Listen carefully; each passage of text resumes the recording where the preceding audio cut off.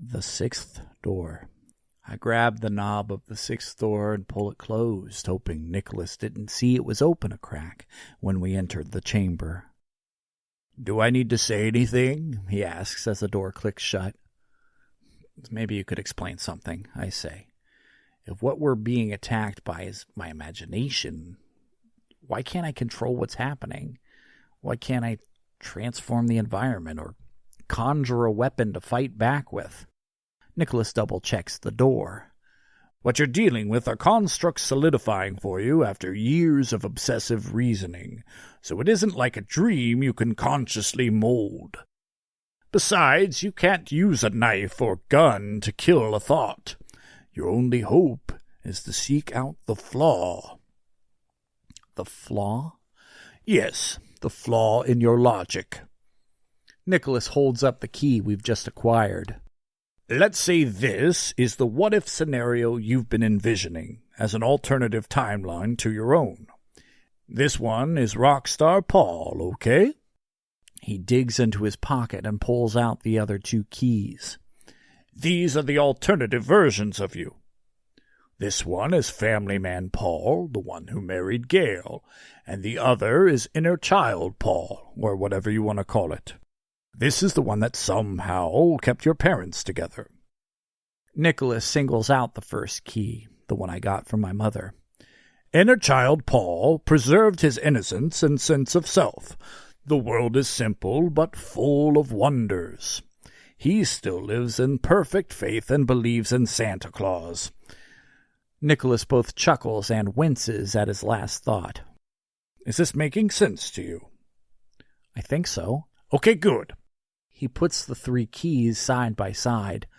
"They can't all open the same door, all right? They can't all coexist. How can you remain an innocent child and be a worldly rock star? How can you be a rock star and maintain a perfect domestic lifestyle? How can you be a responsible father and husband still thinking like a child?" "Okay," I say. "I think I get it." Nicholas puts the older keys back into his pocket. "That's the first thing. Each of these ideals you've set up for yourself are sitting on precarious pedestals on their own. They're each one or two vulnerabilities away from teetering over and smashing into a million pieces because they're so fragile." I know what he's saying is true, having just witnessed the infighting of Too Loud. We didn't have to do anything to destroy them. We just had to step back and watch the fireworks. So what are we doing here? My question startles Nicholas. These aren't just flits of fancy. These are my dreams. This is my motivation to live, and you're telling me it would fall apart with just a little push. I realize they might seem silly to everyone else, but these are the last atoms of hope I have inside of me that believe I could do something with my life, that I can be more than I am now. That's why I get out of bed in the morning instead of pushing the pillow down over my face or slitting my wrists. "Okay," Nicholas says, his face suddenly contorting in anger. "So what have you done about it?" It's not the response I expected. Nicholas's nostrils flare as he measures me up. "You want it so bad, it's what makes your life worth living, so tell me, what have you done? Because when I look at you, I don't see a man that believes in dreams. I see an empty husk blaming everyone and everything for his lot. Or am I wrong? Is there a contest I don't know about where you can find all of your life's ambitions at the bottom of a bottle?" I rock on my heels, knocked back by his verbal blow. "I'm old and fat," I say. "I have a bum shoulder and PTSD. What am I doing? I'm trying to make the pain go away so I can earn a little bit of money and feed my family. But I can't even do that anymore, can I? 'Cause I lost my job. And I'm probably going to jail. Even though I didn't do anything to deserve it. And you're saying I shouldn't blame anyone else? It's all me.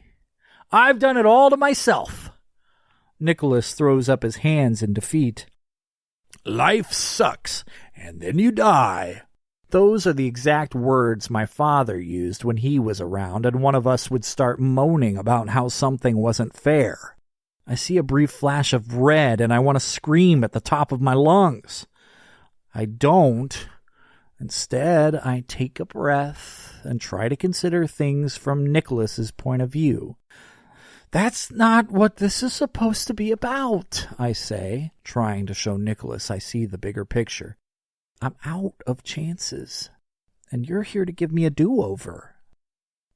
Nicholas stares back at me for a silent moment, averting his gaze toward the key in his hand. What are you going to do with this miraculous gift, and why do you think you deserve it?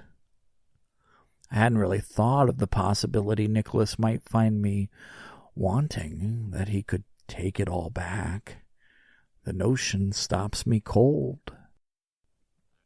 I don't know what you are or where you came from, I say. You could be the real Santa Claus for all I know. Maybe God sent you to save me, or you could have come from the very pit of hell. I don't know, and I don't care. I need what you're offering me. I'm taking the second chance. I'm changing my life around because I have to. Shuffling toward the fourth door and polishing the brass nameplate with my sleeve, I read the word aloud. Philia. Brotherhood. I lean my head against the thick wood and rest my hand on the knob. I know what's behind this door. I'm not afraid to tell you. I'm scared as hell to go through it.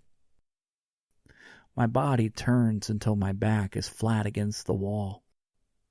I'm willing to go through this ordeal because what I want to do is noble and good. It really is. You might think what I want out of my life is lofty and unrealistic or just plain stupid. But I have good reason for wanting it.